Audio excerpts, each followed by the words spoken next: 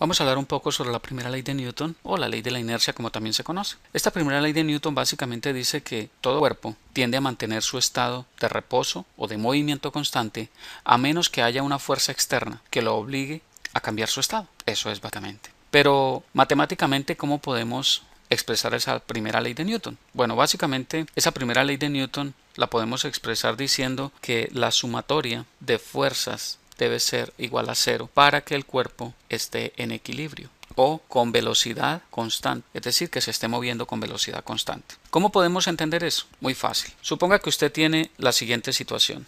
Aquí tenemos una superficie y sobre esa superficie vamos a colocar una caja. Esa caja originalmente, si yo la coloco en el piso, pues va a estar en reposo, va a estar quieta. Pero entonces, ¿dónde va involucrado la sumatoria de fuerzas igual a cero para que sea esa condición de equilibrio, para que eso esté quieto, ¿verdad? Muy fácil. Mira lo siguiente. La caja tiene un peso, que lo vamos a llamar W. Recuerde que las fuerzas físicas se denotan por vectores, un peso W. Pero esa sumatoria de fuerzas debe ser igual a cero, es decir, para que esa caja esté quieta debe estar en equilibrio. Entonces, nosotros sabemos por experiencia que esa caja está quieta. Pero contraria a esa fuerza, va a haber otra fuerza que está impulsándola hacia arriba, que es la fuerza que hace el piso sobre la caja para que ella esté en esa posición, y es lo que llamamos la fuerza normal. Entonces fíjese, si usted suma esas dos fuerzas deben ser iguales, pero de sentido contrario, entonces eso me cumple la condición para que esa caja esté en equilibrio. Entonces de allí se desprende que si yo necesito que ese sistema esté en equilibrio, o esa caja o esa partícula, pues tiene que cumplirse que la sumatoria de fuerzas en el eje X debe ser igual a cero,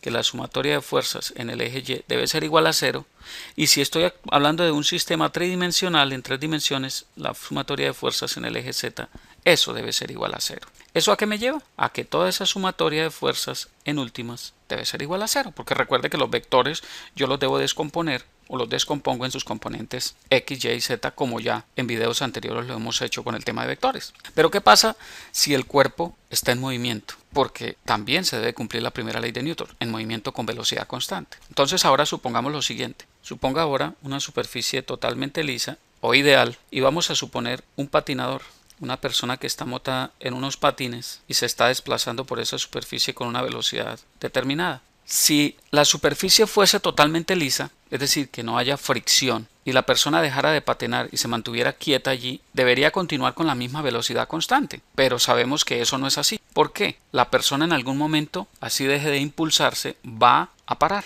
Así como un auto, cuando usted deja de oprimir el acelerador sin frenarlo, él se va a detener. ¿Por qué? Porque resulta que hay una fuerza, que es la fuerza de rozamiento, que al haber dos superficies en contacto, pues va a hacer que él finalmente pare. Pero en condiciones ideales, como en el universo, en el espacio, donde no hay fuerzas externas, un cohete o una nave espacial no necesita tener fuerzas externas que la impulsen. Ella se va a ir desplazando libremente. ¿Entienden el concepto? Si va con velocidad constante en un sistema ideal, aislado, esa partícula, ese sistema o ese elemento se va a seguir desplazando. ¿Por qué? Porque las fuerzas que están influyendo sobre ese sistema deben ser iguales a cero. Entonces, para redondear la idea, todas las fuerzas, llamemos una fuerza F1, llamemos una fuerza F2 externa o una fuerza F3 externa, una fuerza F4 externa, la suma de todas esas fuerzas para que eso esté en equilibrio debe ser igual a cero. Eso es básicamente lo que dice la primera ley de Newton.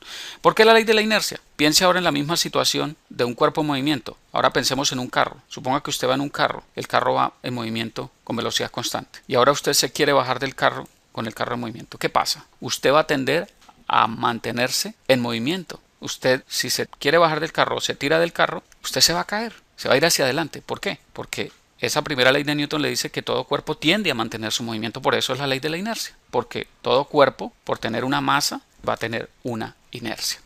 Eso es básicamente el concepto de la primera ley de Newton. Espero que haya quedado claro, me da muchísimo gusto compartir esta información con ustedes, los veo en una próxima oportunidad.